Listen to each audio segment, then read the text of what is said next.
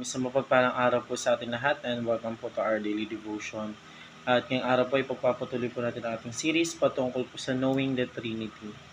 So, yung mga dating series po natin, una, the Trinity of Creation, the Trinity of Love, the Trinity and Salvation, the Trinity and Fellowship, the Trinity and Power, the Trinity and Church. At ngayon po, ito po ang ating pinahuling araw po para sa the Trinity and Mission po. So, para naman po sa ating scripture po, ito matatagpuan sa Matthew 28, verse 28, chapter 18 to 20. At ito po ang sabi sa English.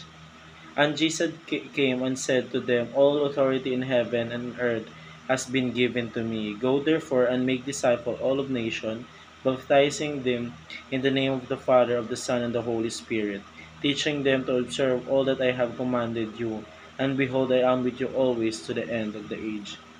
At para naman po sa Tagalog, lumapit si Jesus at sinabi sa kanila, Ibinigay na sa akin ang lahat ng kapangyarihan sa langit at sa lupa.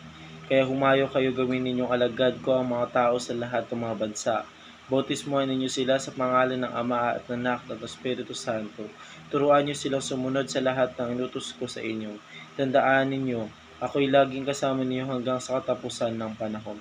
So, yun po yung ating Bible verse po para sa araw. Para naman po sa ating teaching po, God gave all authority to Jesus. So, ating Panginoon Diyos Ama po ay binigay na po lahat ng authority po sa ating Panginoon Jesus po. Binigay niya na po yung langit at lupa. So, kumbaga, ang ating Panginoon Diyos na po ang mayroong authority po dito po sa mundong ibabaw na ginagalawan natin, pati po sa langit. Kasi nga po, sabi nga po dun, binigay na po ng Diyos Ama po na ang lahat po ng kapangyarihan di sa langit at saka sa lupa po. So, para naman po sa ating pangalawang katuruan po,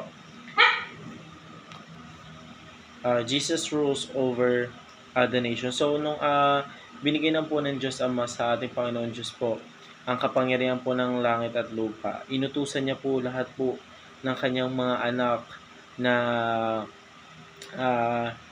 ipalagana or i-gospel po ang salita ng ating Panginoong ating Jesus po, kasi Jesus rules over the nation.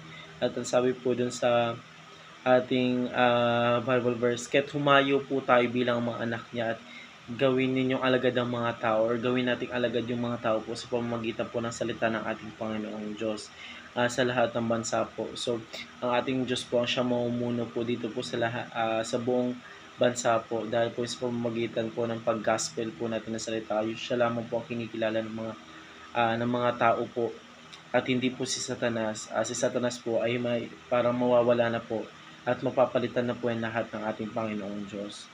So, parang po sa pangatlong katuruan po, the Spirit empowers the church. So, sabi rin po dito sa ating Bible verse po, tandaan ninyo ako'y laging kasama ninyo hanggang sa katapusan ng panahon. So, yung Espiritu Santo po natin, siya po yung nag-aano po dun sa